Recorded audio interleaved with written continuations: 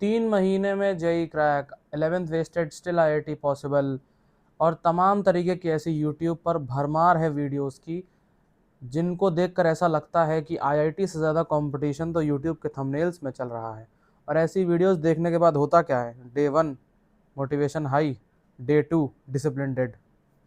फिर वही साइकिल, कल से पढ़ूंगा, बढ़िया सा टाइम टेबल, फिर 5 घंटे फ़ोन, गिल्ट, स्ट्रेस, और दोबारा से वही साइकिल फॉलो।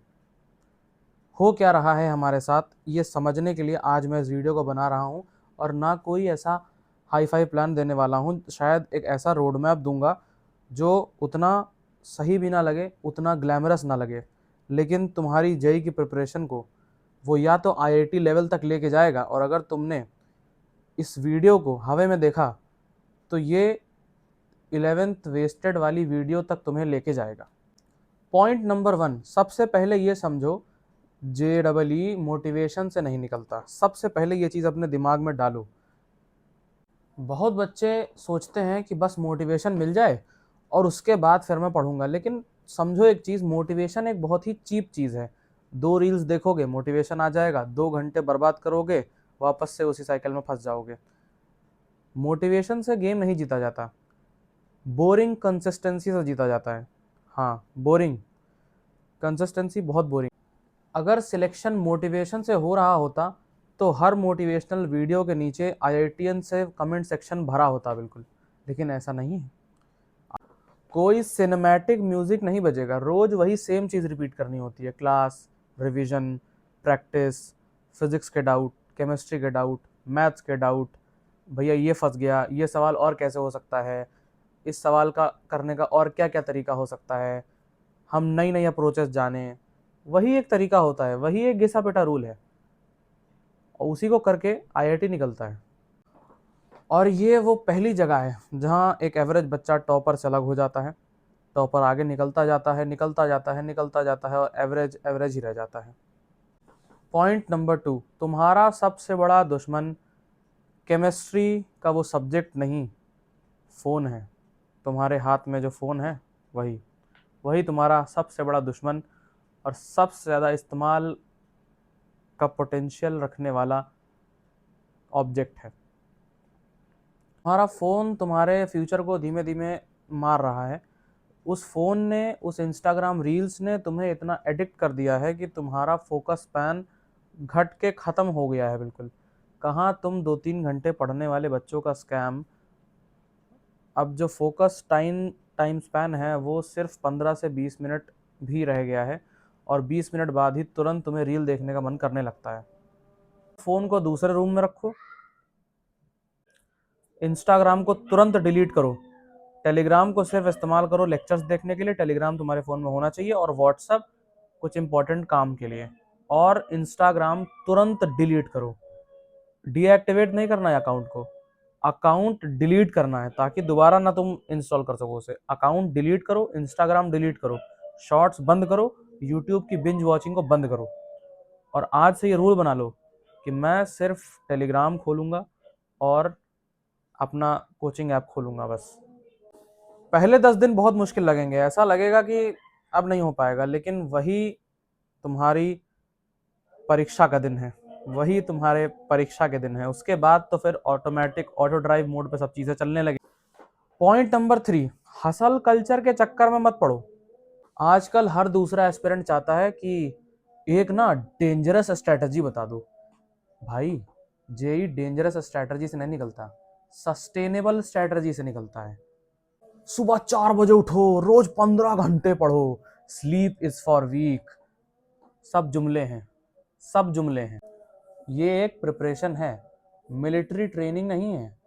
नॉर्मल तरीके से निकलता है जेई, एकदम नॉर्मल तरीके से, जो तुम्हारे दिमाग में सबसे निचला तरीका है ना, कि भैया ये स्ट्रेटजी तो बहुत लंबी है, बस उसी से निकलेगा, और किसी से नहीं निकलेगा। सिंपल एक रूटीन बना लो, डेली क्लासेस करूंगा, 50 से 60 क्वेश्चन करूंगा, रोज रिवीजन करूंगा, और अपना रोज बढ़िया से सोऊंगा।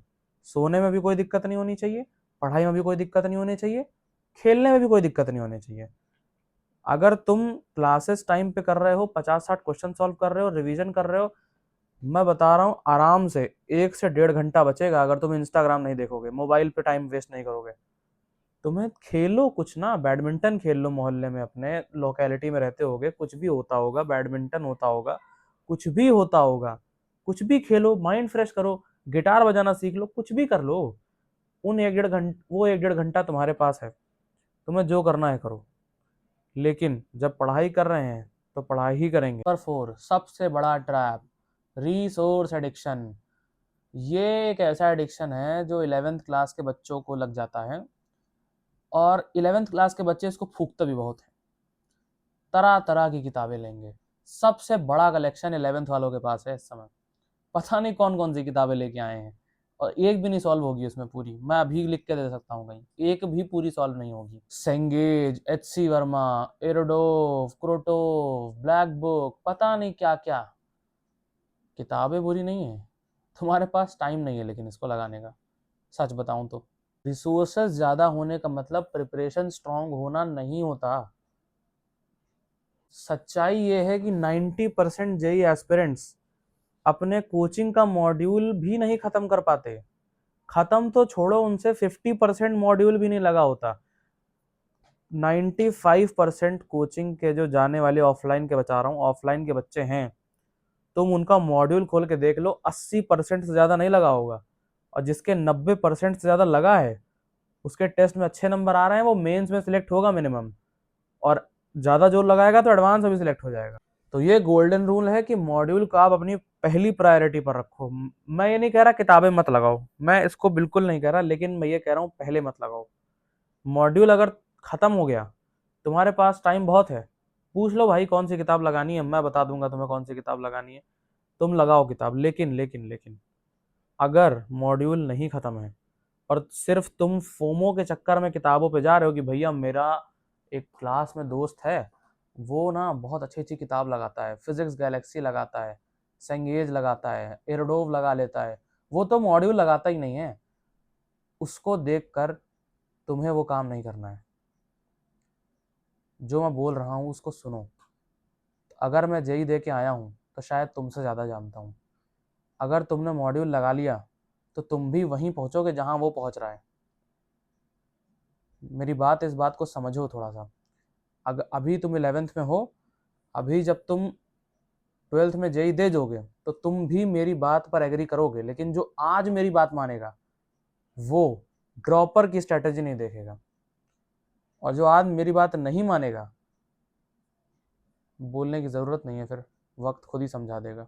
बुक्स बहुत लेंदी होती हैं, परफेक्शन के चक्कर में आपको फांस देती हैं, और फिर रिवीजन भी नहीं होता। और रिवीजन सबसे बड़ा पार्ट है जेई प्रिपरेशन का। लोग बोलते हैं रिवीजन भी करना चाहिए, मैं कहता हूँ रिवीजन ही करना चाहिए। रिवीजन के बिना जेई निकालना इम्पॉसिबल है। Revision is the major part of the whole preparation. ये बात तुम 11th वालों को इतनी जल्दी नहीं समझ में आएगी, लेकिन मैं अगर बोल रहा हूँ तो इस बात को समझो, वरना अगर अभी नहीं समझोगे तो फिर मैं कुछ कर नहीं पाऊंगा 2 साल बाद। देखो।